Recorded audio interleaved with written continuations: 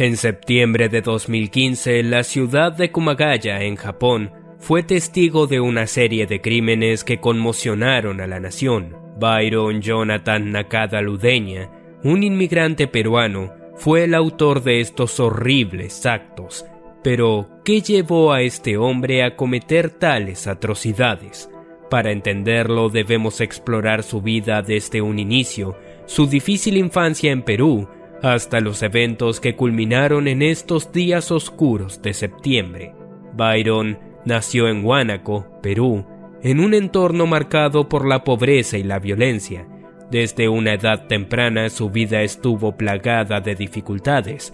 Perdió a sus padres cuando era niño y a los 6 años fue enviado a vivir con una de sus hermanas mayores en Mala. Su hermano mayor, Pedro Pablo Nakada Ludeña, conocido como el apóstol de la muerte, fue una figura influyente en su vida. Pedro fue un infame asesino en serie en Perú, responsable de la muerte de 25 personas y condenado en 2007 a 35 años de cárcel. Pedro sufría de esquizofrenia paranoide y cambió su apellido paterno a Nakada, pagando a un ciudadano japonés para que éste lo adoptara, con la esperanza de obtener una visa para Japón. A los 13 años, Byron regresó a Lima para vivir con su media hermana, María Elena. Durante estos años, mostró una conducta antisocial y nunca terminó la secundaria. Las cicatrices de su infancia traumática y la violencia de su hermano mayor empezaron a manifestarse en su comportamiento. Buscando un nuevo comienzo, Byron cambió su apellido a Nakada y emigró a Japón a los 18 años. Sin embargo, a pesar de su intento de dejar el pasado atrás, nunca logró integrarse completamente en la sociedad japonesa y no aprendió su idioma. El 14 de septiembre de 2015, Byron cometió su primer asesinato en Japón. Irrumpió en la casa de Kazuyo Shirai, una anciana de 84 años que vivía sola en Kumagaya.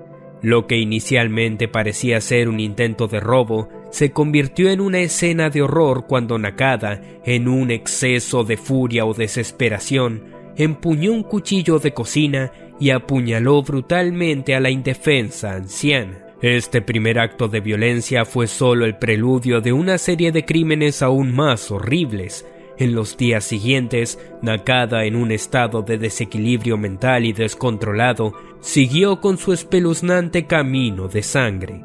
Su siguiente objetivo fue el matrimonio Tasaki, Minoru y Misae, ambos en la cincuentena, quienes fueron sorprendidos por la oscuridad de la noche mientras descansaban plácidamente en su hogar. Sin piedad alguna, Nakada los privó de sus vidas con la misma ferocidad que había mostrado antes. Pero Nakada no se detendría allí. Su sed de sangre parecía insaciable. El siguiente blanco fue Miwako Kato, una mujer de 41 años que vivía con sus 2 hijas pequeñas, Misaki y Haruka, de 10 y 7 años respectivamente.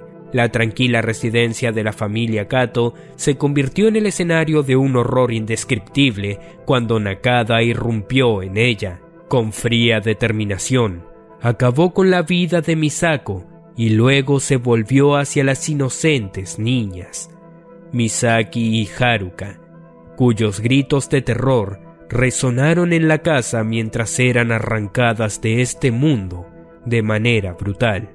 Estos crímenes desataron el pánico en la comunidad de Kumagaya. La población estaba paralizada por el miedo y la incertidumbre de no comprender la razón de estos inhumanos actos. La policía, abrumada por la magnitud de la tragedia, se lanzó frenéticamente a la casa del asesino, mientras los medios de comunicación informaban con horror sobre los terribles sucesos que habían sacudido a la ciudad. Finalmente, la policía localizó a Nakada en la casa de sus últimas víctimas. Nakada intentó huir saltando desde una ventana del segundo piso, acción que fue grabada por un vecino. En dicho video se le ve con un cuchillo en la mano izquierda y persignándose antes de saltar. Al caer quedó momentáneamente inconsciente y fue trasladado a un hospital, donde permaneció varias semanas en estado crítico. Tras su recuperación, Nakada fue sometido a juicio. Su defensa argumentó que sufría de esquizofrenia severa, una enfermedad mental que lo hacía incapaz de ser responsable de sus actos. Según el Código Penal japonés, un acusado con problemas mentales no puede ser declarado culpable, explicó Ichiro Muraki, su abogado principal.